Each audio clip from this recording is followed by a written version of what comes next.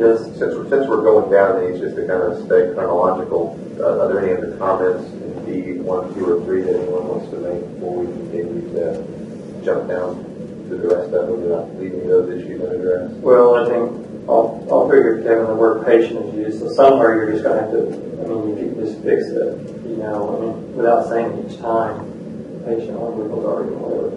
But on B2, I understood what Dr. Larry was saying. I think that, I guess my question would be, as far as stethoscopes and all the other scopes, are there situations where it wouldn't be a scope, is the word? Or other medical devices. I think, for instance, I got from another state, I'm not sure which state it was, but the term peripherals, which is using technology and peripherals, are at least suitable.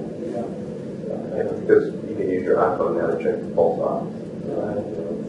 So that was kind of amazing what you can do now. Yeah, so I like the concept, just I think the wording there is needed to fix. But equivalent of acceptable standard. What I had put in there was, from the other state, was using technology and peripherals that are at least equal to an examination done in person.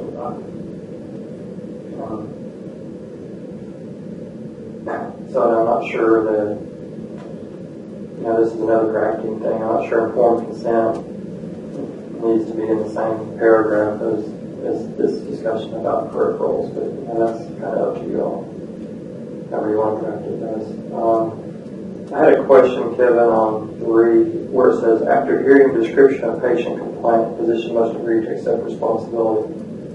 As far as the medical side, that was a big deal in our view, that there must be some responsibility, but I didn't understand the phrase, after hearing the description of patient complaint. Are you saying? That probably needs to be changed to once.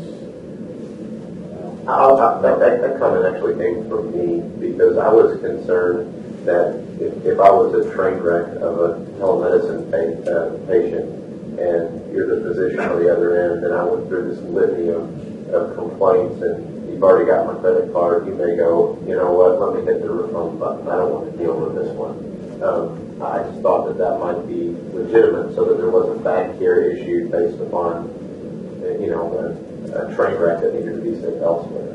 So are you saying after the physician agrees to treat the patient via telemedicine? I think is really... Yeah, that's okay. That's what I'm trying. That's what I'm trying to see if that was what we were voting on. So that would be my comment on that. I'm sure you guys are loving the wordsmithing out here, but I hope that you'll understand that the processes that we've taken the previous 2 meetings have gotten us to this point, and so I think it's progress, and that's a positive.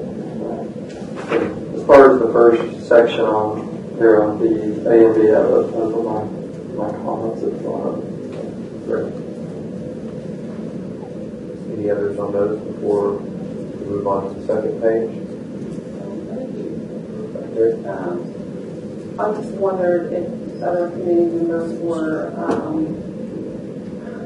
concerned that we didn't clearly exclude the use of certain modality, such as audio only, email, online questionnaire, text messaging. Should that be included? Should that language be included? That those things are not. Well, to me, we have to be careful to what we're not talking about all of telemedicine. We're only talking about the establishment, using telemedicine to establish the relationship, physician-patient relationship here. So at least in our previous discussions, I kind of sense that we didn't think that the initial establishment of the relationship should be via text or phone only. So that it should be real-time audio and visual. Certainly there are others who disagree, but I mean, that was... No, I agree with you that it should be. These things, I want these things to be excluded. Oh, the things you're mentioning. Yes. Not included. It should we explicitly say that?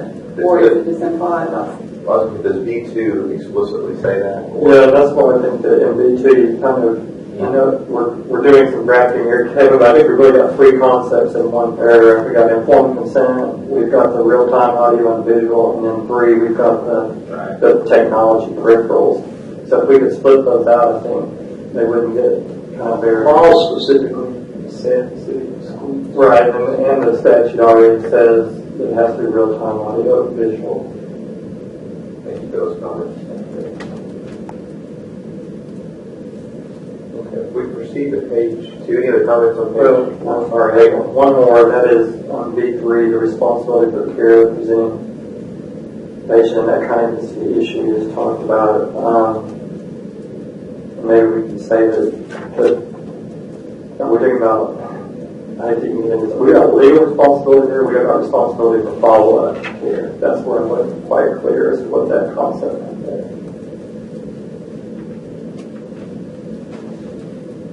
My intent there was must agree to accept responsibility for the provision of care at that moment in time via that telemedicine encounter, which encompasses appropriate follow-up care if necessary. Yeah, I think that maybe we just kind of table that thought for a minute, and then when we get over to the follow-up part, kind of what we were getting into a minute ago, because there is, I mean, depending on a particular situation, it may or may not call for a follow-up visit, but in all cases, you're legally responsible.